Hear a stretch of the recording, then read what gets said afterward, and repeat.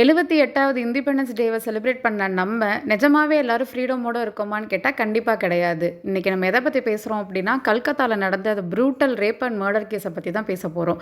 நம்ம இந்தியாவில் ஆக்சுவலி என்னங்க நடந்துக்கிட்டு இருக்கு? பெண்களை ஃபஸ்ட்டு வேலைக்கே அனுப்ப மாட்டோம்னு சொல்கிற சொசைட்டியில் இருந்து இப்போ தான் படிப்படியாக எல்லா ஃபீல்டுலேயும் ஒர்க் பண்ணுறதை நம்ம பார்த்துட்டு வரோம். எஸ்பெஷலி நைட் டியூட்டி இருந்தது அப்படின்னா அது ஒரு பெரிய ரெஸ்ட்ரிக்ஷன்.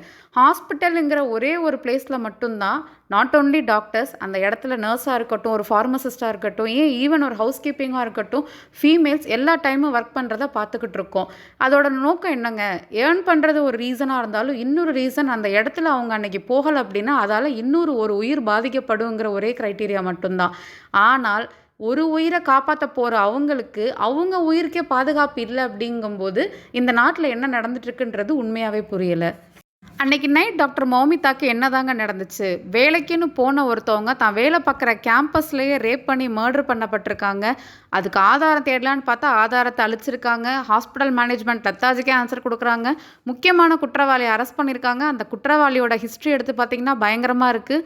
ஹாஸ்பிட்டலோட ஹிஸ்ட்ரியை பார்த்திங்கன்னா இந்த மாதிரி பல இன்சிடென்ட்ஸ் நடந்துக்கிட்டு இருக்குது. சிபிஐ இன்வெஸ்டிகேஷன் நடந்துக்கிட்டு இருக்குது. ரோட்டில் இறங்கி ஜஸ்டிஸ் கேட்டு போராடுறவங்களாம் அடித்து விரட்டுறாங்க. போலீஸ் பார்த்துட்டு சும்மா இருக்குது. அந்த கவர்மெண்ட் என்னதாங்க பண்ணிக்கிட்டு இருக்கு? இந்தியாவில் இந்த மாதிரி இன்சிடென்ட் நடக்கிறது இது ஃபஸ்ட் டைம் கிடையாது. ஆனால் ஒரு பெண் மருத்துவர் வேலைக்குன்னு போன தன்னோட ஓன் கேம்பஸ்லேயே கொடூரமாக கொல்லப்பட்ட இந்த இன்சிடென்ட் நிஜமாவே ஹார்ட் பிரேக்கிங்காக இருக்குது. அவங்களோட போஸ்ட்மார்ட்டம் ரிப்போர்ட்டை எடுத்து அவங்களோட இன்ஜரிஸோட ஹிஸ்ட்ரியை பார்த்தீங்க அப்படின்னா நிஜமாவே ஒரு பெண்ணாக இந்த இந்தியா ஒரு சேஃப் இல்லாத பிளேஸ்ன்ற தாட்டை கொடுக்குது.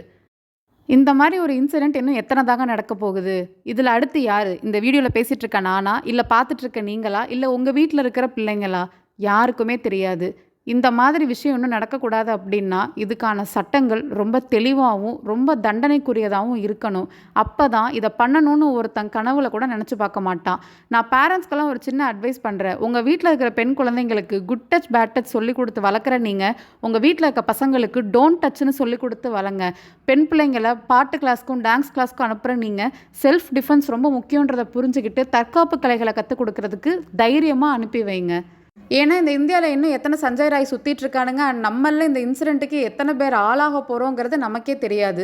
நம்ம சேனலில் இன்றைக்கி இதை பற்றி பேசுகிறதுக்கான மெயின் மோட்டிவ் ஒன்று தான். இந்த மாதிரி ஒரு நிகழ்வு நடக்குதுன்னா கொஞ்ச நாள் அதை பற்றி பேசுவோம், கொஞ்ச நாள் சோஷியல் மீடியா ட்ரெண்டிங்காக இருக்கும், மீடியா கொஞ்ச நாள் கவர் பண்ணுவாங்க. பட் அதுக்கப்புறம் அதை நம்ம அப்படியே விட்டுருவோம்.